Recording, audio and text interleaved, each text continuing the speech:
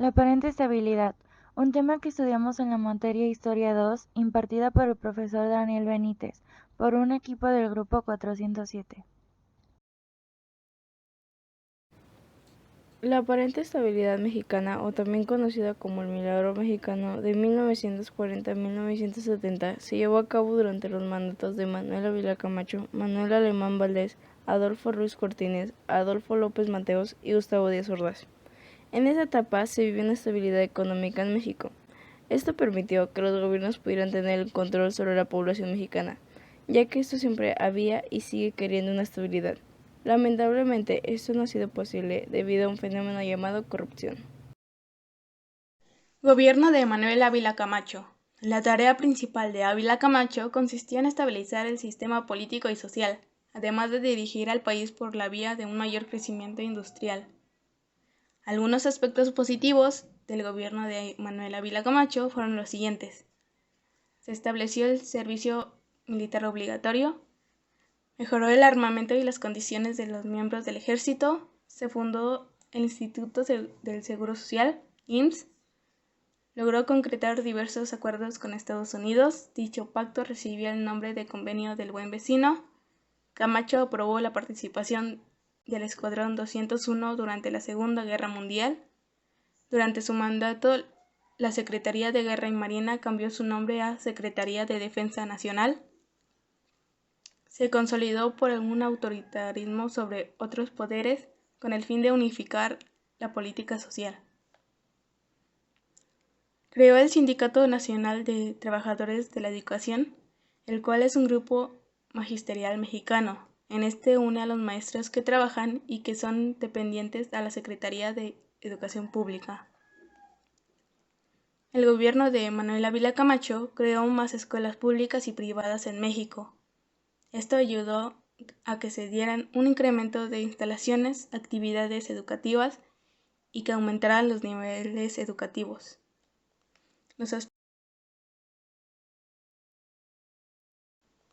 Los aspectos negativos de este gobierno fueron la devaluación de la moneda, creció la inflación, motivo por el cual se solicitó préstamo al Banco de México.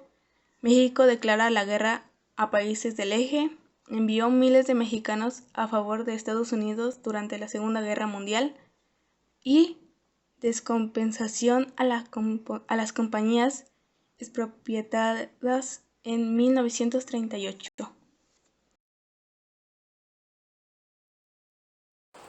Gobierno de Miguel Alemán Valdés. Durante su periodo presidencial, el país aumentó considerablemente su red de carreteras, vías férreas y obras públicas.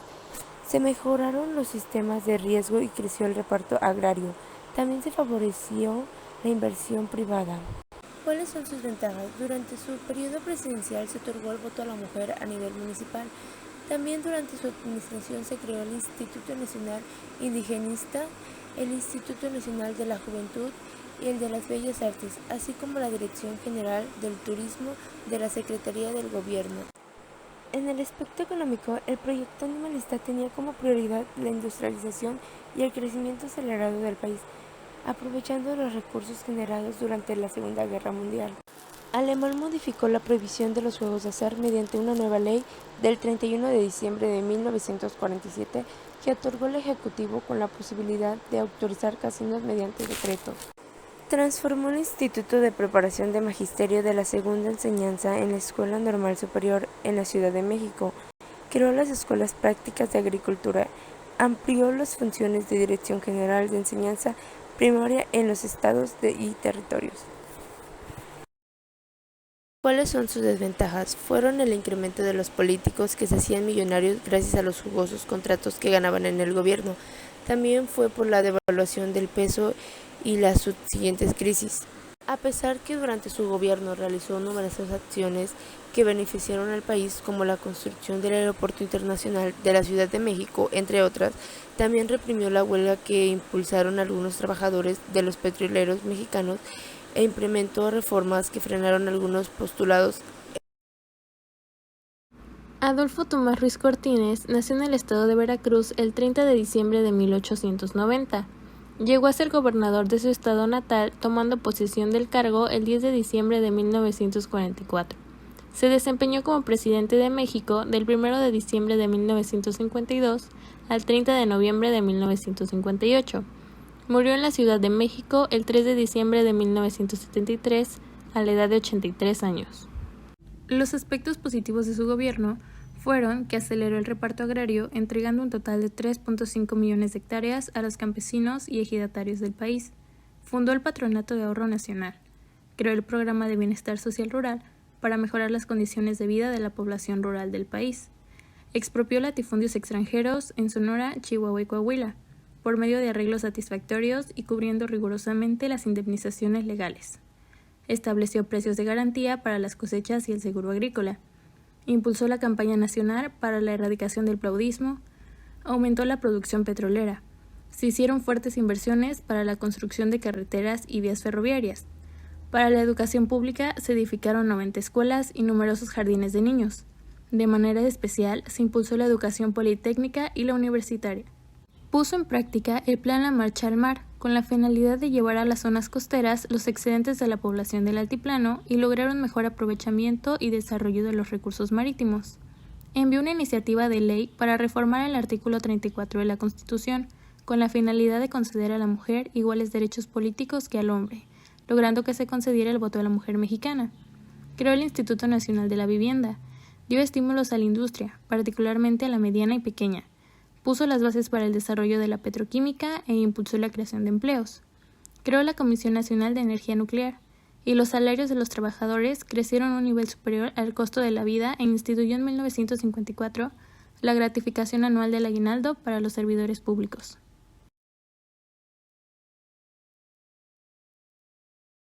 Como aspectos negativos en su gobierno, podemos encontrar que se produjeron problemas por el desnivel de la balanza comercial. Así, en abril de 1954 se decretó la devaluación del peso mexicano, cuya paridad pasó de 8.65 a 12.50. Sin embargo, esa devaluación tan severa aseguró la estabilidad del peso durante 22 años. En 1954, en la Ciudad de México, fueron clausuradas la Escuela Nacional de Maestros, la Escuela Normal Superior y varios planteles dependientes del Instituto Politécnico Nacional, por la carencia de aulas y otras instalaciones. En julio de 1956, el gremio de los maestros inició una movilización en todo el país, demandando un aumento salarial debido a que se negaron a recibir el pobre incremento que ofrecía el presidente del CENTE, Manuel Sánchez Vite. Jornaleros y campesinos del norte del país iniciaron una época de invasión a las propiedades privadas, donde sus dueños eran en realidad latifundios, y disminuyó el nivel productivo de la población. Adolfo López Mateos nació el 26 de mayo de 1910 en Atizapán de Zaragoza, Estado de México. Llegó a la presidencia el 1 de diciembre de 1958, terminándolo en 1964. Algunas de las ventajas o bienes que trajo en su residencia como presidente es que hubo una nacionalización de la industria eléctrica. También en 1959 creó el Instituto de Seguridad y Servicios Sociales de Trabajadores al Servicio del Estado, ISSSTE. En enero de 1961 creó el Instituto Nacional de Protección de la Infancia, INPI. También decretó que los trabajadores recibieran un aguinaldo en dinero al final del año. Otra cosa es que creó espacios culturales y educativos, tales como el Museo Nacional de Antropología de 1964, el Museo de Arte Moderno de 1964 y la creación de la Comisión Nacional de Libros de Texto gratuito en 1959. También construyó la vía ferrocarril Chihuahua y Norte de México en 1961. Y por último, recuperó el Chamizal, haciendo que era un terreno que le pertenecía a México de 1964, terminando reconocido en 1967. Pero también trajo algunas desventajas o males al país, los cuales fue muy represivo con sus rivales políticos y con aquellos grupos que hacían marchas sociales, especialmente los médicos y maestros. También se hizo una huelga de ferrocarrileros y los líderes encarcelados tras haber puesto preso a Demetrio Vallejo en 1959. También hubo una crisis económica aguda motivada por la falta de inversión económica. También Durante el gobierno de López Mateos se dio un descontento político y social en los estados de Morelos y Guerrero, que culminó con el asesinato del dirigente campesino Rubén Jaramillo y el encarcelamiento del líder Genaro Vázquez. Después de haber terminado su presidencia, Adolfo López Mateos murió el 22 de septiembre de 1969 en la Ciudad de México por un derrame cerebral que lo mantuvo en coma por 2 años. Una de las ventajas durante el sexenio de Gustavo Díaz Ordaz de 1964 a 1970 fueron las primeras medidas tomadas para la protección de los trabajadores del campo. Fue la creación de una oficina dependiente de la Dirección General de Averiguaciones Previas. Esta actividad fue prioritaria para este organismo, que consistió en requerir a las autoridades que intervienen en la aplicación de la ley agraria para que atendiesen con la debida prontitud los asuntos agrarios. Durante este sexenio se puso particular énfasis en la campaña contra la explotación ilegal de los bosques, realizándose diversas acciones para combatir la destrucción de la riqueza forestal del país.